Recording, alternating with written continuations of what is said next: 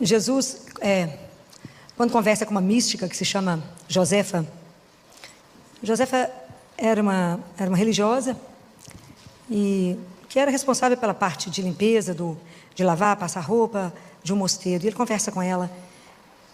Existe um livro exatamente desse tamanho, um livro muito grande. Mas tem um trechinho, todas as vezes que Jesus conversa com ela, ele conversa com ela como se fosse uma menina.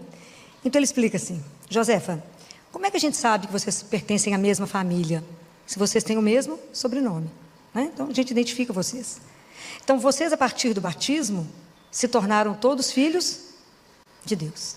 Então nós que estamos aqui e os que não estão batizados, somos filhos do mesmo? Então Jesus veio nos revelar que a gente tinha um pai. Então vocês imaginam quando os discípulos olhavam para ele e via Jesus, igual foi hoje no Evangelho, que Jesus foi escolher os discípulos e Jesus passou a noite em oração. Jesus ia fazer um milagre e ele rezava. Ele foi ressuscitar Lázaro, ele, tudo que ele ia fazer, ele rezava.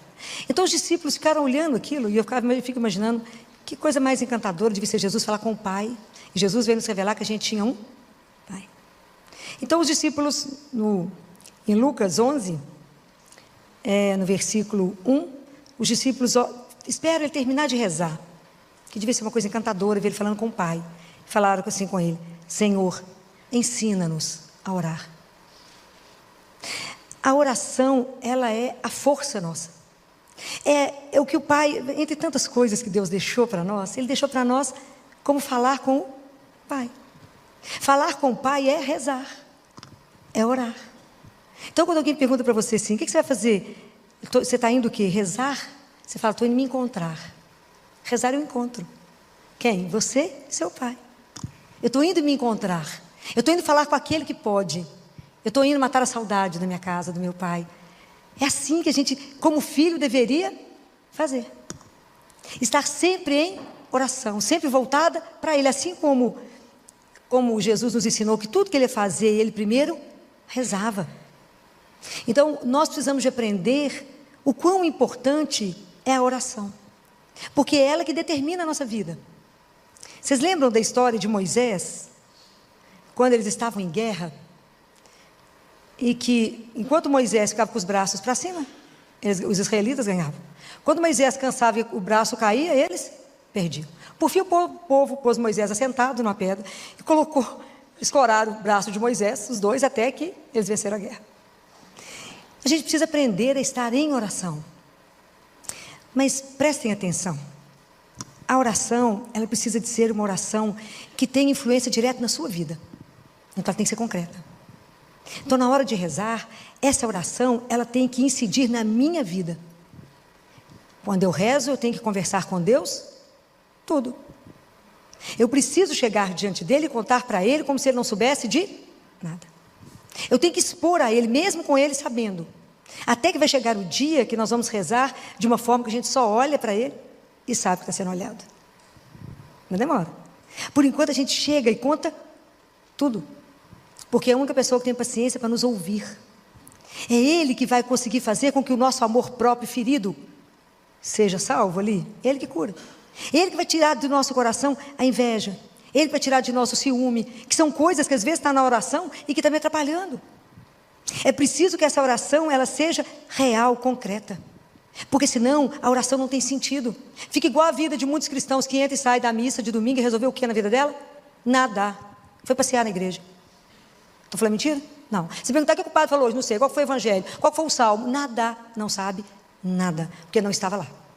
Várias vezes na missa o padre fala: oremos, irmãos. A gente às vezes não presta atenção, não sabe que o padre falou isso, mas falou. É porque a gente não está ligado, não está atento. Orem.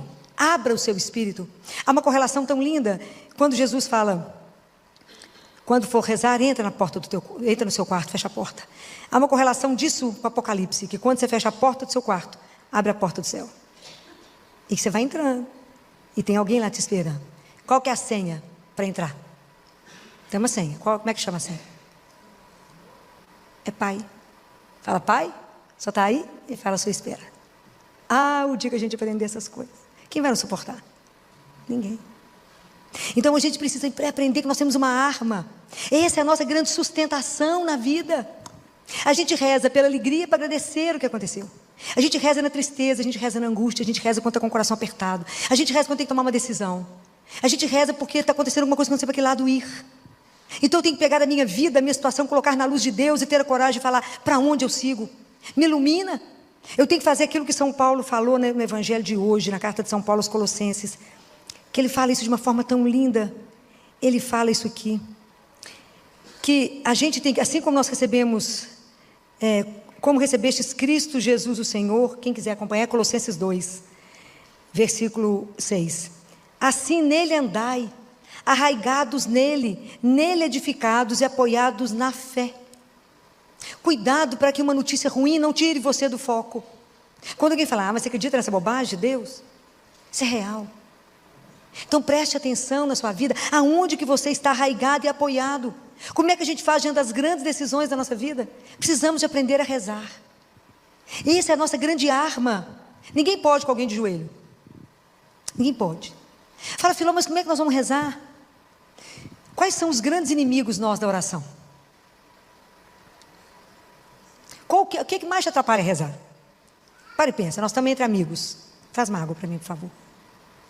O que mais te atrapalha rezar? O pensamento, a doida da casa. Cada um de nós tem uma louca. É a imaginação. Né? Teresa de Ávila falava isso com Jesus. Né? Ela falava, hoje a louca está demais. Prende ela, porque coisa não está boa não. Você senta para rezar e está voando. Né? Voa, passeia. Gente, você está rezando, volta, mas está voando. Né? Não é assim? Então a louca da casa, a gente precisa identificá-la. Alguém aceita? Qual que é a outra coisa que atrapalha vocês a rezarem?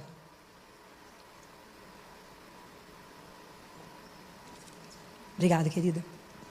Qual outra coisa que atrapalha a rezar? A gente não se prepara para rezar.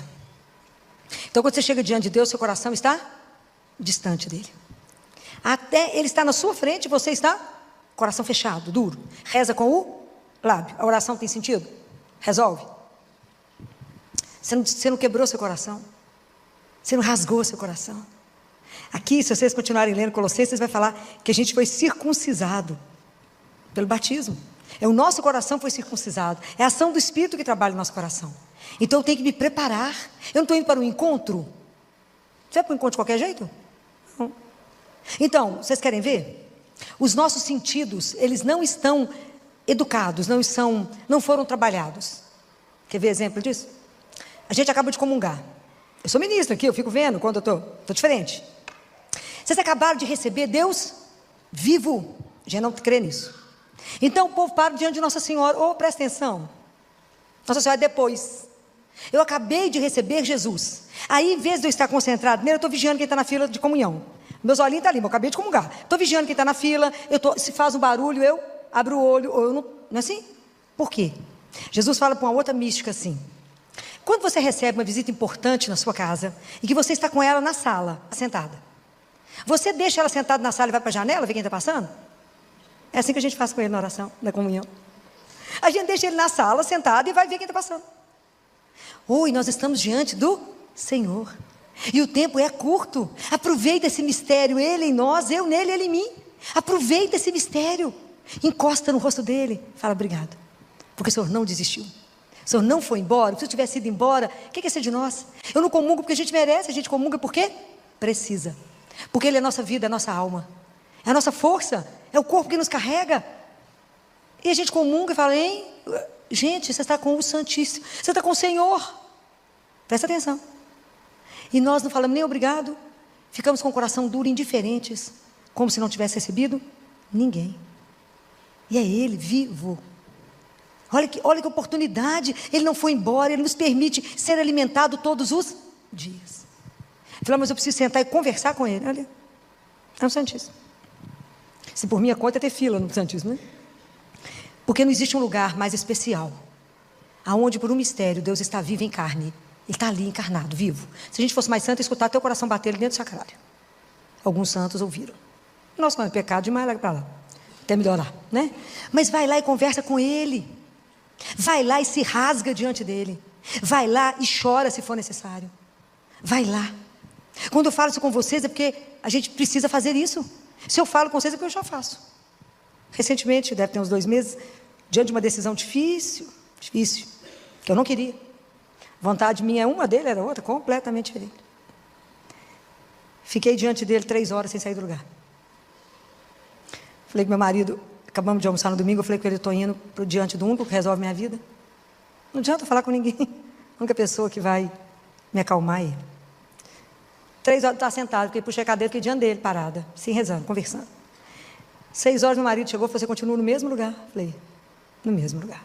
Diante do único que vai me convencer do que eu tenho que fazer, que é a vontade dele. O que ele falou? Nada. 3 horas com ele, calado. Mas meu coração saiu de lá em paz. Então, apesar de eu não querer fazer, eu fiz na obediência. Fácil? Demais. Então, é ali que se resolve as coisas. É ali. Porque a gente acaba de falar com ele e fala, Jesus me respondeu, não? Deixa eu te contar. Depois que você colocou o problema, colocou a situação, dividiu com ele, fala com ele, Senhor, viu isso? O que eu faço diante disso? A partir do momento que você perguntou, você calou, o que você disse que ia acontecer a partir dali foi decisão de quem? Dele. Isso é espetacular. É espetacular. Quando você fala, me ilumina nisso aqui agora, e de repente você toma uma atitude, quem é que foi que te ajudou? Ele. Vai dar errado? Claro que não. Essa é a confiança que tem que ter, porque a gente está diante de alguém que é vivo. É isso que você tem que aprender. Você tem que crescer nessa intimidade com ele. E isso é oração. É aquilo que acalma seu coração. Que você entrou mal e saiu bem. Então o dia que a gente entender disso, entender a grandeza disso, que a gente está arraigado nele, grudado nele, vocês vão fazer o que sem rezar? Nada. Teoricamente nada. Só que a gente faz tudo o contrário, porque a gente faz tudo sem perguntar para ele, depois a coisa frita a gente vem atrás dele. A gente faz o caminho inverso, sendo que se a gente fizesse primeiro com ele, a gente encurtaria tudo. Quantos problemas a gente diminuiria se primeiro a gente se colocasse diante dele? Jesus não queria comprar aquela casa, aí vai lá e compra, mas não pergunta para ele não. Compra a casa, fica endividado, depois vem cá pedir ele para o dinheiro. O caminho é tão simples, mas nós somos indisciplinados. A gente não se mantém em oração. A gente está sempre disperso. A gente está diante de Deus e outra coisa, porque se eu calo a boca, a cabeça fala, o coração fala, e a gente fica arrumando solução para Deus, a gente dá sugestão para ele. Eu acho que o senhor devia fazer dessa forma. Então fala e faça, você já sabe, né? Estar diante dele, entregue e falar, seja feita a vossa vontade, não é fácil. Mas ao mesmo tempo é tão interessante que todas as vezes que a gente vai rezar, a gente tem que colocar para Deus a nossa incapacidade de viver as coisas que Ele quer. Eu tenho muita paixão com a Sagrada Face e hoje é dia dela. Hoje é dia da gente rezar o texto da Sagrada Face. É a oração da Sagrada Face, é a oração que mais mexe com o meu coração. Que ela fala assim, ó face adorável do meu Jesus, meu único amor, minha luz e minha vida. Fazei que eu ame somente a vós. Nada queira fora de vós. Ame-vos unicamente. E que enfim não viva a não ser convosco, de vós, por vós e para vós. Que assim seja. Aí eu falo com ele assim, o Senhor está vendo a distância que existe entre o que eu acabo de falar e a minha incapacidade de cumprir. Que eu não sou capaz. De viver somente convosco, de vós, por vós e para vós. Falei, Jesus, então existe um desejo e uma incapacidade. Então olha para a minha miséria e me conceda as graças que me são necessárias para que eu possa cumprir o que eu acabei de falar. Mostra para ele que a gente não é capaz, a gente tem que falar com ele. Eu queria demais fazer só a sua vontade. Olha que eu fico na luta. Mas tem dia que gasta 3 horas diante do Santíssimo. E isso que a gente é muito amigo. 3 horas sentado com ele. Vai falar, só tem certeza que é isso mesmo? Estou achando que você não viu tal coisa. Só tem certeza, Jesus, não vou dar conta disso. Ele nem escuta. Jesus, não vai dar certo. Ele nem escuta. Mas é preciso dizer. É preciso ter a intimidade, a coragem de dizer, Jesus, eu estou achando que isso aí está bom, não. Fala. Fala, conversa. Explica, chora. Pega a palavra, reza. Explica e deixa, calma o seu coração. Mas é preciso falar. A oração é o grande segredo da nossa vida. A oração é o que apazigua, aquilo que acalma, é aquilo que te conforta e é aquilo que tudo transforma. Porque tudo a gente consegue pela oração. Tudo. Se quer ver uma situação mudar, ajoelha e reza. Vai conversar com quem? Pode. Aprenda a não gastar energia onde ela não vai resolver. A gente sai contando para todo mundo resolver o quê? Nada, cada um te deu uma opinião depois mais doida. Vai lá e é de graça. E Ele está à sua espera. Eu fico tão impressionado com essas coisas. A oração é uma das coisas que me impressiona tanto. Como é que eu falo e Ele me escuta? Como é que eu falo aqui e Deus age? É uma coisa, é de muito amor. É muito amor, que Ele está atento ao que nós estamos ali. Ele conhece o nosso coração, Ele sabe o que eu estou falando. Ele sabe quando eu estou me entregando, que eu estou entregando alguma coisa para Ele e Ele vai agir se eu me entrego. É encantador. É encantador pedir a intercessão de Nossa Senhora. É encantador ver como é que ela, naquele silêncio dela, ela age. Nós temos esse tesouro na mão, que se chama oração. E a gente não aprendeu até hoje. A oração é o grande segredo do cristão. É a arma do filho. Eu falo que é o nosso telefone para falar com o pai. Então quando eu vou me preparar para encontrar com ele, pensa que você tem para falar. E também vai na espontaneidade, vai contando as coisas para ele. Fala, vem cá só para te contar um negócio. O amigo, vem cá para te contar isso. Só para te contar. E o Senhor faça como o Senhor quiser. Me orienta, me dá o caminho. Me ajuda a ser santo. É simples? Não. Porque a santidade no fritar dos ovos é fazer a vontade de Deus. Então a gente precisa pedir a Jesus que nos ajude. Que de verdade Ele nos ensine a rezar. Que de verdade Ele nos conceda essa graça. De que nada nos distraia quando a gente estiver aqui ajoelhado rezando.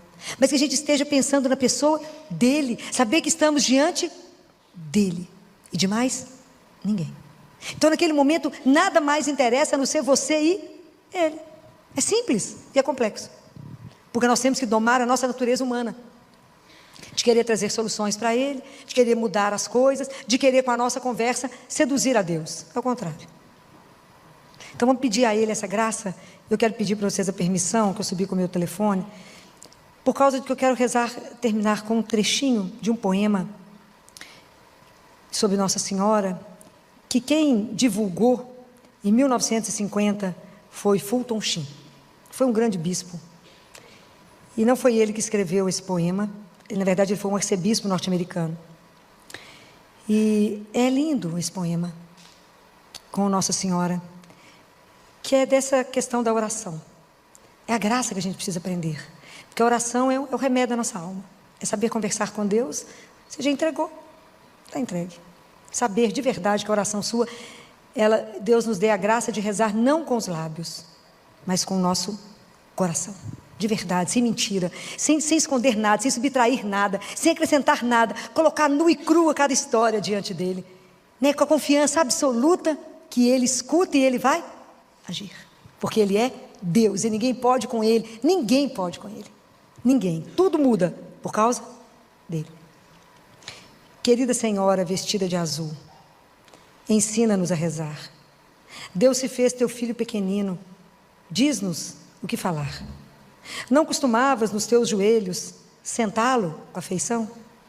Não lhe cantavas tu também, como a mamãe, uma canção? A sua mãozinha de noite tu seguravas? Contavas a ele histórias do mundo? Ele não chorava? Se eu conto a ele pequenas coisas que me acontecem, tu achas mesmo que essas coisinhas o enternecem? Fazem barulho as asas dos anjos? Tu que já sabes, conta para nós. Será que Ele escuta quando nós sussurramos? Será que Ele entende agora, se nós falamos assim? Querida Senhora vestida de azul, ensina-nos a rezar. Deus se fez teu filho pequenino, tu sabes nos ensinar. Ave Maria, cheia de graça, o Senhor é convosco. Bendita sois vós entre as mulheres, bendito é o fruto do vosso ventre, Jesus.